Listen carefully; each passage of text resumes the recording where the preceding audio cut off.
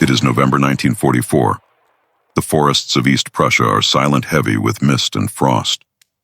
From above, they seem endless, an ocean of pine trees stretching toward the Baltic coast. But beneath them lies something unnatural, a secret carved into the frozen soil, concrete bunkers, steel doors, hidden rail lines swallowed by moss. This was the Wolfschanze, the Wolf's Lair, Adolf Hitler's forward headquarters on the Eastern Front. The air smells of diesel and damp earth. The faint hum of generators breaks the silence, their vibration echoing through tunnels lined with crude stone and reinforced walls several meters thick. Inside, a labyrinth of corridors connects over 80 buildings: briefing huts, communication centers, barracks, a cinema, and the Führer's private quarters. Every morning at precisely 9, the ritual begins. Officers of the OKW, the Oberkommando der Wehrmacht, file through guarded checkpoints, saluting under the cold gaze of SS sentries. They pass through steel blast doors into the main conference hut, its walls reinforced with concrete 3 meters thick. This was where the war in the East was directed, where millions of men's lives were moved like pins on a map. The Wolf's Lair was chosen for isolation and defense. Deep inside the Masurian woods, it was shielded from aerial reconnaissance, its roofs camouflaged with branches and netting. Mines encircled the compound for miles. It was designed not to be seen, not to be found. But in the end, secrecy would not save it. By July 1944, Hitler's fortress had become a prison of paranoia. The Eastern Front was collapsing, and rumors of conspiracy drifted through its corridors. Then, July 20th, a sound that shattered the silence of the forest. The detonation of Colonel Klaus von Stauffenberg's bomb. The blast ripped through the conference hut, tearing timber and iron apart. Smoke and splinters filled the air. 4 officers were killed. Hitler survived, shielded by the thick oak table leg and the structure's reinforced walls. The Wolf's Lair, built to withstand Soviet artillery, had saved his life. But the myth of invincibility began to crumble that day. From then on, the bunker became a place of ghosts, the center of a war turning in on itself. When Soviet troops finally reached the ruins in January 1945, they found the bunkers blown apart. Hitler's staff had wired the compound with explosives before retreating. Massive slabs of concrete lay twisted and upturned like broken tombstones in a forest graveyard. Underneath, they discovered fragments of burned documents, rusted equipment, and personal effects left behind in the rush to flee. For decades, the ruins remained silent, half-buried, reclaimed by moss and pine roots. But the shadows lingered. Locals said that at night you could still hear the faint echo of boots on frozen ground and the whisper of a war that had once lived underground. Long before the Wolf's Lair, Hitler had imagined his strongholds as symbols, monuments of permanence amid a collapsing Europe. And none embodied that illusion more than his mountain refuge, the Berghof in the Bavarian Alps above Berchtesgaden. High above the valley, the air was clean and cold, filled with the sound of wind through the fir trees. The Berghof was more than a residence. It was a stage. Walls of glass looked out toward the snow-capped peaks. Inside marble floors gleamed maps, covered the study walls and the great window, open to a panorama of clouds, a king's view of the Reich. Below, it was here surrounded by alpine calm that Hitler entertained his inner circle, Göring Himmler Speer, and the foreign guests who came to pay homage. Yet beneath the tranquility, the mountains concealed another layer. Hidden behind the pastoral beauty were tunnels and shelters carved deep into the rock. The Obersalzberg complex was transformed by the SS into a network of fortified chambers, communications rooms, ammunition stores, and personal bunkers linked by underground corridors. Construction began in 1943 under the direction of Martin Bormann, Hitler's private secretary. Slave laborers from concentration camps worked in the freezing dark, expanding the subterranean maze day and night. By 1945, the Berghof was more fortress than home. Anti-aircraft batteries ringed the slopes, and the mountain's flanks bristled with concrete. Even as the Third Reich burned, Hitler clung to the fantasy that this alpine citadel might become a final redoubt, Alpenfestung, the last stand of National Socialism. But it was never real. The so-called Alpine Fortress was a ghost propaganda meant to buy time. The SS stashed crates of documents, gold, and looted art in the tunnels, hoping to hide them from the Allies. As American units pushed into Bavaria in April 1945, the mountain stronghold fell without a fight when The men of the 101st Airborne Division arrived. They found the ruins still smoking from Luftwaffe demolition teams. Inside the tunnels, the air was thick with dust and cordite. They uncovered rooms lined with files and maps, barrels of wine, and the remains of Hitler's personal archives. One chamber held burned paintings and a half-melted typewriter. Another was stacked with SS weapons and unexploded grenades, but what struck the soldiers most was the silence.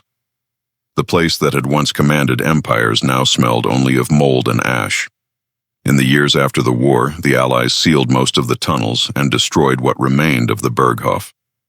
Yet beneath the mountain fragments of the underground network still remained dark, cold, untouched, a reminder of how deeply the Third Reich tried to bury itself. April 1945, Berlin was no longer a city, it was a storm of dust, fire, and thunder. Artillery shells fell every few seconds, sending up fountains of debris that swallowed entire blocks. The sky was red, the air thick with smoke and the smell of cordite. Civilians huddled in basements as Soviet tanks closed in from the east, and far beneath the shattered Reich chancellery, buried under layers of reinforced concrete and iron, lay the last of Hitler's secret fortresses. The Führerbunker was not grand. It was claustrophobic, narrow, and stifling the air, stagnant with coal fumes and sweat.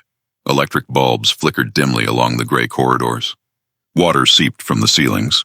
The constant rumble of explosions made the walls tremble.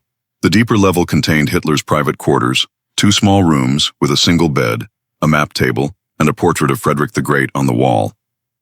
Outside, the city was dying. Inside, the war had already died.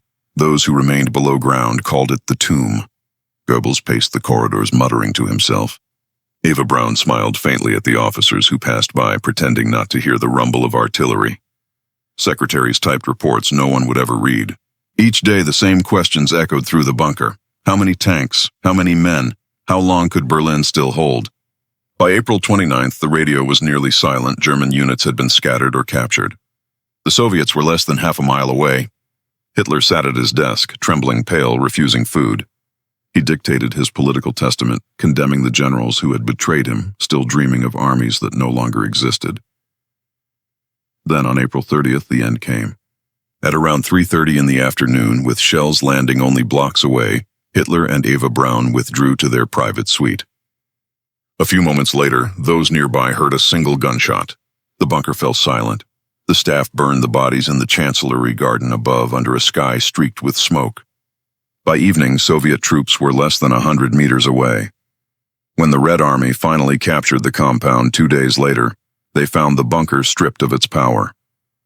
The air reeked of fuel and decay. Charred remains lay half-buried in a shallow crater above the exit stairs. The Soviets sealed the area, their officers, searching every room, collecting maps, files, and the fragments of Hitler's final moments. What they found below ground was not the lair of a godlike leader, but the final shelter of a regime collapsing inward. The once mighty fortress was nothing more than concrete and silence, but Hitler's bunkers were only part of a greater, secret, and entire empire buried beneath Europe.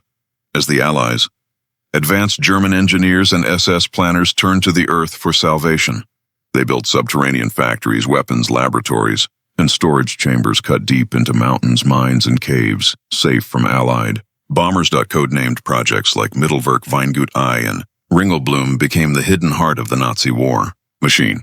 At Nordhausen, in the Harz Mountains, prisoners from the Mittelbau-Dora concentration camp were forced to dig miles of tunnels into solid rock.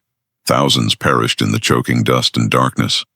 Constructing the factory that produced Germany's V-2 rockets, the world's first ballistic missiles.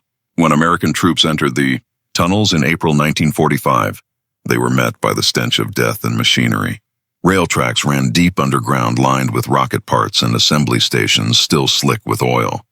Scattered among the tools were hundreds of bodies, slave laborers who had died from exhaustion and disease.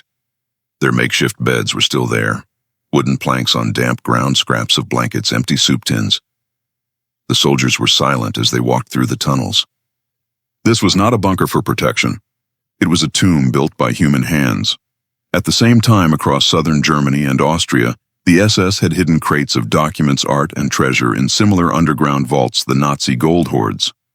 Paintings from the Louvre, the Vienna Kunsthistorisches Museum, and Jewish collections taken during the occupation were sealed inside salt mines in Altusee and Merkers. When Allied investigators arrived, they found glittering rooms filled with stolen history, gold bars stacked like brick shelves of masterpieces wrapped in linen and crates marked with swastikas. Each discovery peeled back another layer of the Reich's obsession with permanence, a desperate belief that if their empire could not exist above ground, it might endure below it. But in the end, everything they tried to preserve became evidence. When the war ended, the world's armies left the battlefields behind, but some men went deeper. In May 1945, British and American intelligence teams known as T-Forces and Alsos missions were dispatched to locate and seize hidden German technology. They followed railway maps, intercepted documents, and captured engineers to uncover the bunkers and tunnels that had powered the Nazi war effort. In Sachsencheck, the ruins of Berchtesgaden, a small U.S. team descended into the last intact tunnels under the Obersalzberg. The air was cold and still, their flashlights cutting through clouds of dust. They found abandoned SS offices, rows of empty wine bottles, and piles of charred files. Then deeper inside, a reinforced steel door. Behind it lay a chamber filled with sealed containers, gas masks, ammunition, and crates stamped with the eagle and swastika. Some held bundles of Reichsmarks. Others contained personal items, photographs, uniforms, letters from families who would never see the war's end. In Berlin, Soviet investigators scoured the Führerbunker. They measured every wall, collected shell casings, even fragments of Hitler's blood-stained sofa. Each artifact was carefully catalogued, wrapped, and shipped east. For years, the details of what they found remained secret, locked away in Moscow's archives. These soldiers, engineers, and intelligence officers became the first explorers of the underground Reich. For them, the war had not ended. It had simply moved below the surface. Every tunnel, every room told a story of control, fear, and denial, a world built to hide from defeat. After 1945, the bunkers faded into myth. The Soviets destroyed what remained of the Reich Chancellery and flooded the Führerbunker site. In East Prussia, the Wolf's Lair was overgrown, its ruins left to the forest. In Bavaria, the Berghof was blown apart by British engineers, but the ground still held secrets. During the Cold War, rumors spread of lost tunnels, sealed chambers, and hidden archives. Some believed Nazi scientists had left weapons buried in the mountains. Others swore that gold trains and documents still lay entombed in salt mines. Excavations in the 1960s and 70s uncovered fragments of these stories: collapsed corridors, rusted doors, half-buried machinery. The deeper archaeologists dug, the more they realized the sheer scale of what had been built. By the time the Berlin Wall fell in 1989, only fragments of the Führerbunker could still be accessed, a few broken walls beneath modern apartment blocks. Yet historians and engineers continued to map the network from old plans and Soviet records, piecing together the structure that had witnessed the end of the Third Reich. To this day, thousands visit the ruins of the Wolf's Lair, walking through cracked concrete and moss-covered bunkers, imagining the voices that once echoed there. The air is cool, damp, and silent. The forest slowly reclaiming what war created. These sites are not monuments of glory, but of obsession, proof of how far a regime went to escape reality, to bury itself rather than surrender. There is a certain stillness in these places. When you stand in the ruins of the Wolf's Lair or at the sealed entrance of the Führerbunker, you can feel it, the weight of concrete and memory pressing from beneath the earth. The bunkers were meant to be eternal. They were designed to outlast bombs, to preserve command and illusion, even as the world above fell to ash. But time has done what artillery could not. The walls crack, the steel rusts, the forest grows. And yet the silence remains a reminder that the war's deepest scars are not only above ground, but below it. Every underground room tells the same story, of men who believed they could command fate from the shadows, who mistook concrete for immortality. When the soldiers of 1945 stepped into those tunnels, they were not just uncovering secrets, they were walking into the heart of a dying idea. Today the bunkers stand as hollow shells stripped of power, heavy with ghosts. They remind us that tyranny always seeks to hide beneath the surface, to build its walls deeper, to pretend it cannot be destroyed. But nothing built on fear can stay buried forever. The Wolf's Lair, the Berghof, the Führerbunker, each was meant to be a fortress for 1,000 years. Now they are graves, and in the damp echo of those underground corridors, we are left with one enduring truth: that even the strongest walls cannot protect those who build them from the collapse of their own making.